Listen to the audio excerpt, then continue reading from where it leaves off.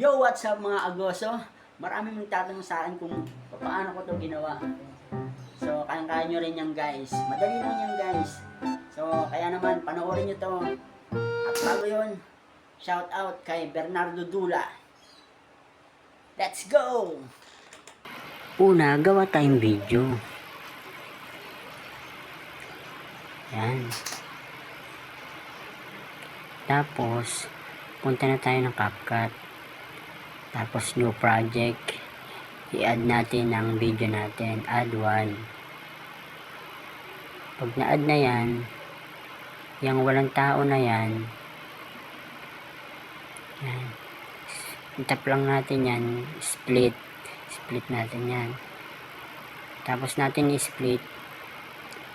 Sabay yung may tao, i-overlay natin yan.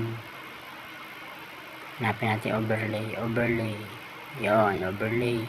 Kung na-overlay na yan, i-drag natin papunta roon. Yon. Tapos, itap lang natin yan.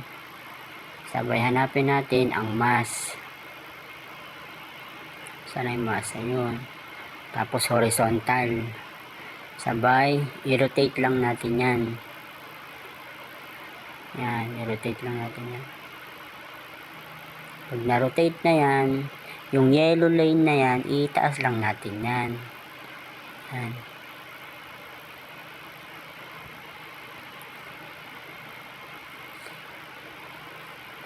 Tapos, yung yellow lane na yan, itapat lang natin yan sa orange na tubo. Yan yung tubong ginagamit niyan. Itapat lang natin yan. Pero syempre, kailangan kita yung tubo. Yan. Natapat na yan. Nalagyan natin yung keyframe. Ayan, yung diamond na yan. Pag nalagyan na yan, yan, palakihin lang natin. Sabay i-play.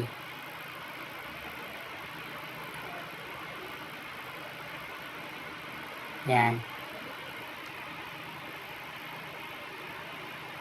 Tapos, sunod lang ulit natin yung yellow lane na yan dun sa may orange na tubo. Automatic yan, magkakaroon na ulit ng keyframe, yung diamond na yan.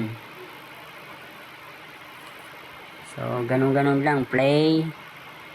Tapos, sunod ulit natin yung yellow lane na yan sa tubo. Then, automatic ulit na magkakaroon ulit ng keyframe. Yan. Sabay play ulit.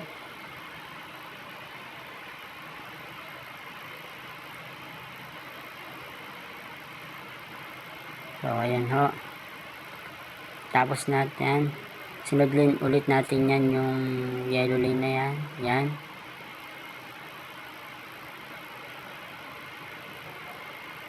So, ganun lang guys. Yan. Pagka play, sunod lang natin yung yellow lane na yan sa may tubo. So, ganun lang gagawin nyo guys, paulit-ulit. Pagkatapos yan guys,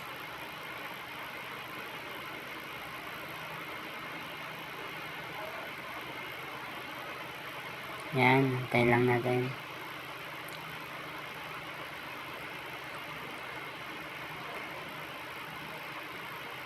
Tapos yan, so, pwede na yan, ibaba na yan, ibaba.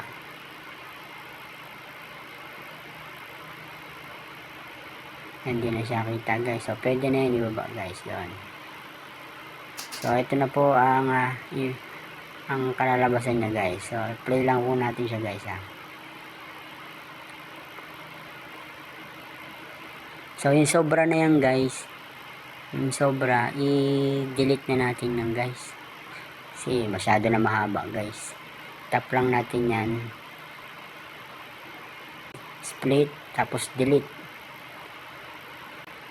So, pwede na natin yan i-export mga kagoso. Ipakishare na lang, pakipollow para makatulong sa iba. Salamat!